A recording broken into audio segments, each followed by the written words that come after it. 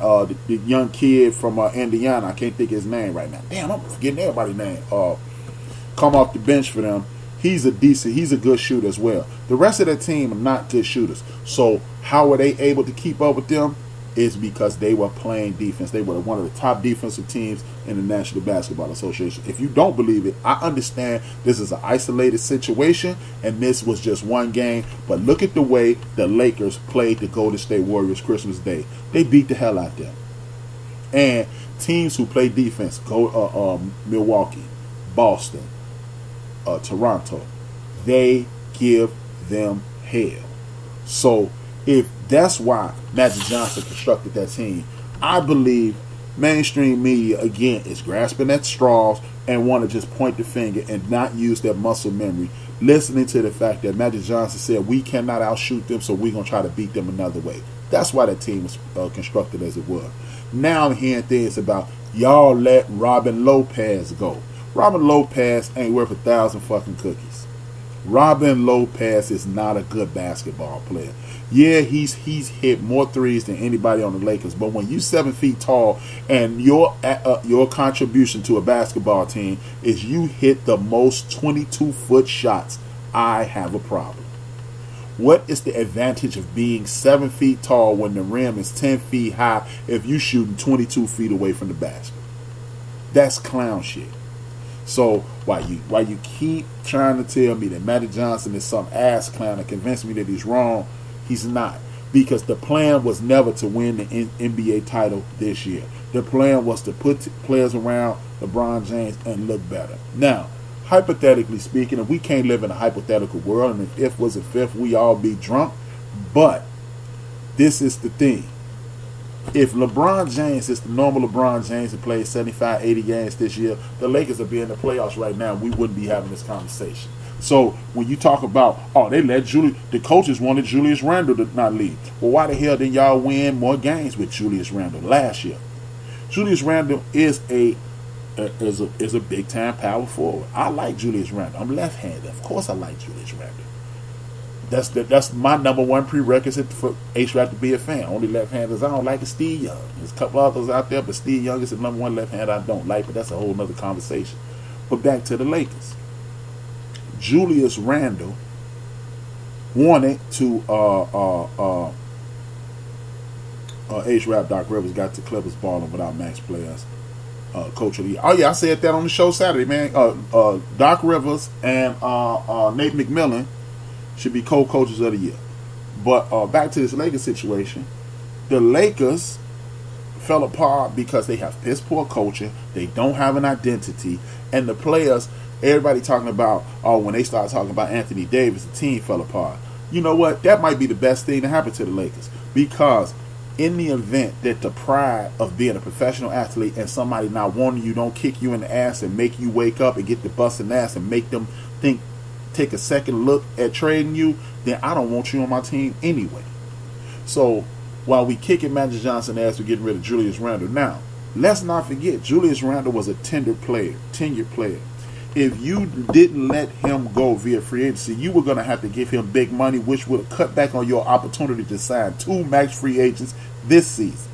So do you want to take Julius Randle, who you think may be transitioning into an all-star, or do you want the opportunity to try to get Kyrie Irving, Kevin Durant, and other free agents that's coming down the pipe?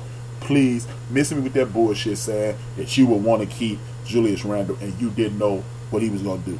By the way, if Julius Randle was that fucking good, would the New Orleans Pelicans still be in the goddamn if he was that good, would they still be in the damn Zion Williamson sweepstakes? Because if he was that damn good, they should be at least 500 contending for a playoff position. So while you putting up numbers, Julius, and I'm a fan, I don't want to hear this nonsense about you would have been the difference maker on the Lakers. That's just not true.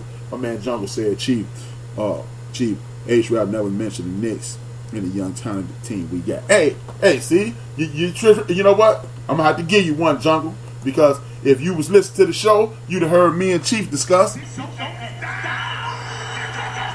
I had to give you that because I done switched over to the Nick bandwagon. See, you kicking your own Nick brethren in the ass. See, I'm gonna need you to apologize for that. Put the apology in the chat room, and I'll rescind that. Sit your ass now.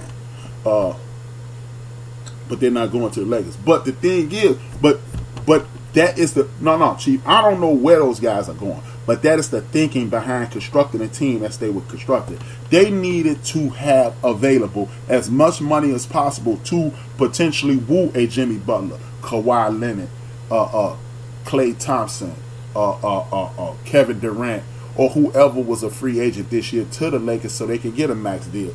So signing Julius Randle wouldn't have helped you. And this year was supposed to be, hey, LeBron gonna come here, get us out the first round, and then we gonna be the Lakers year. Then the horizons, we looking down the road to be championships within the next 2 years. It was never about this season. So when people want to talk about how Magic Johnson is in over his head, please explain to me why Danny Ainge not in over his head.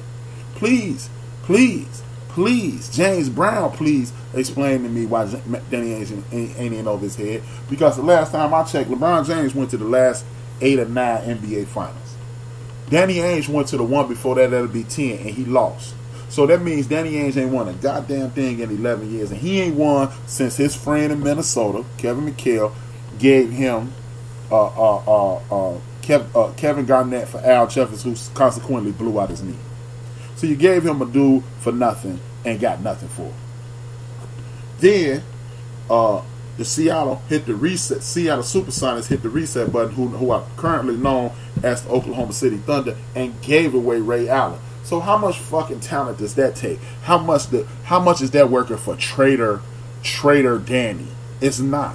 So when you tell me Magic Johnson is in over his head, I'm gonna need you to give him the same amount of rope you give one Danny Ainge. Because if he wouldn't have been gifted 2 Hall of Famers, guess what? The Boston Celtics wouldn't have won an NBA title since 1986. And the last time I checked, it's 2019, 33 years ago.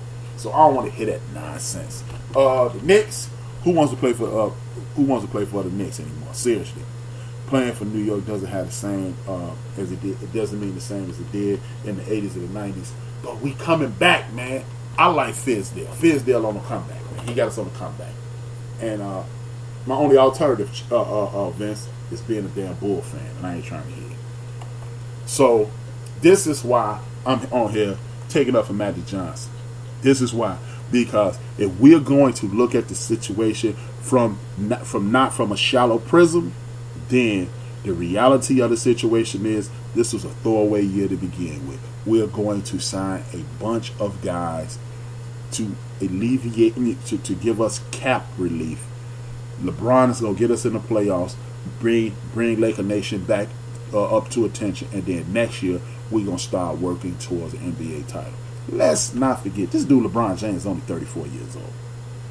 The average player in the NBA today plays well until he's like 35, 36. 36, 37 years old. So, therefore, LeBron James honestly got about 2 more years being LeBron James. In the event that they get a Kyrie Irving, an Anthony Davis, or somewhere along, some players along that elk, LeBron James can take a back seat on the Kareem Abdul-Jabbar side of the game, and the Lakers could be good for the next 6 or 7 years. Let's just be honest. Anytime you reduce a dude's minutes and he still gives you a triple-double, I don't want to hear nothing about Magic Johnson is in above his head. I don't want to hear that nonsense. Please miss me with that bullshit. Thank you. And that would be the end of the defending of Magic Johnson section of the section of the program. A-Trap media-ish.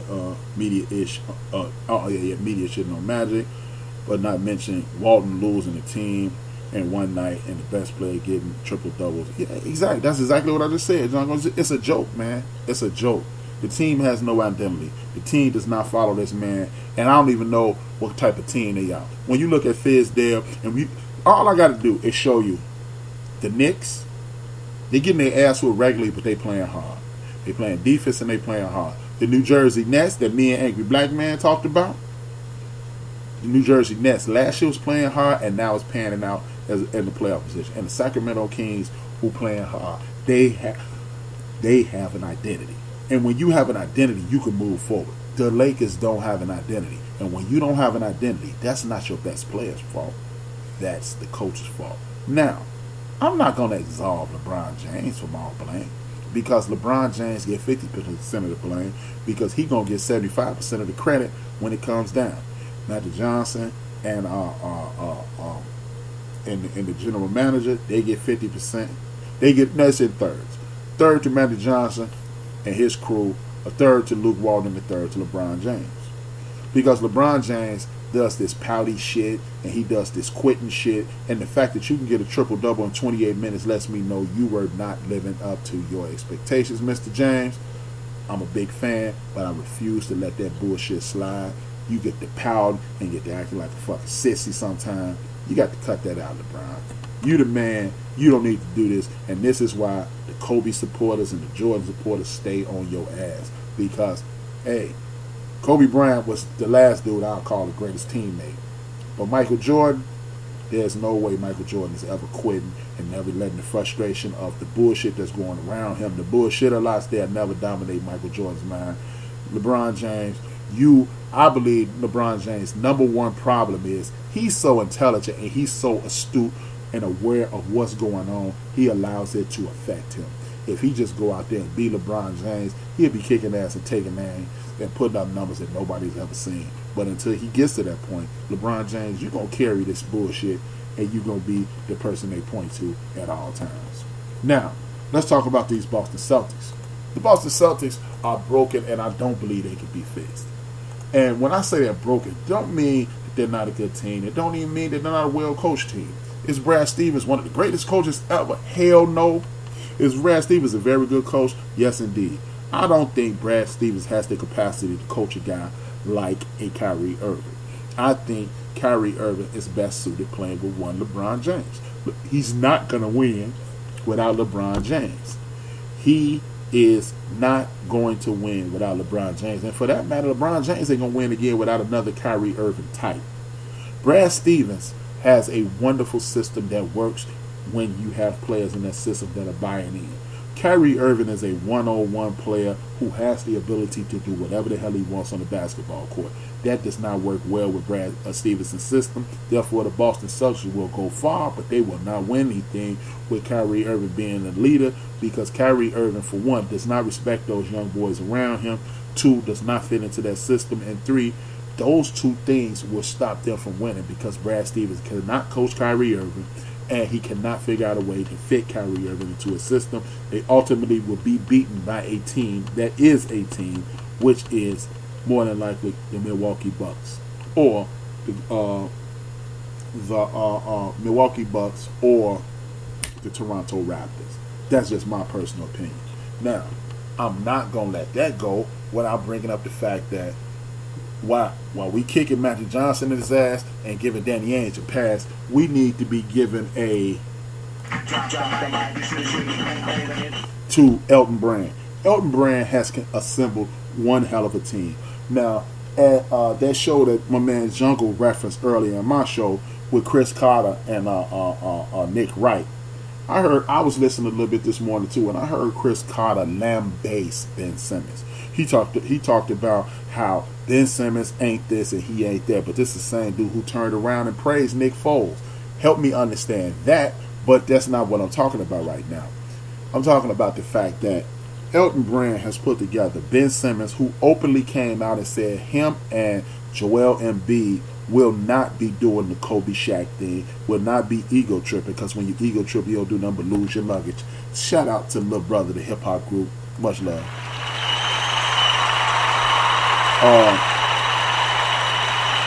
They're not going to be ego tripping. He put together this team. You got Tobias Harris, you got Jimmy Butler, who really needs to devalue himself as Jimmy. You're a third option on your best night. You got super defense. You got super toughness, but you're not a high quality basketball player. You're a third option. You're fucking Vinnie Johnson.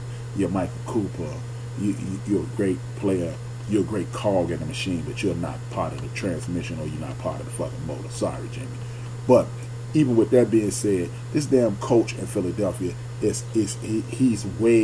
out way farther than his skis, which should be allowing him. They need to be looking to hire Mark Jackson or somebody who can actually coach, because then he could properly motivate Ben Simmons. Ben Simmons, Chris Carter saying everybody ain't Chris Carter, for example, is saying that he needs to work on his jump shot. That's more than obvious.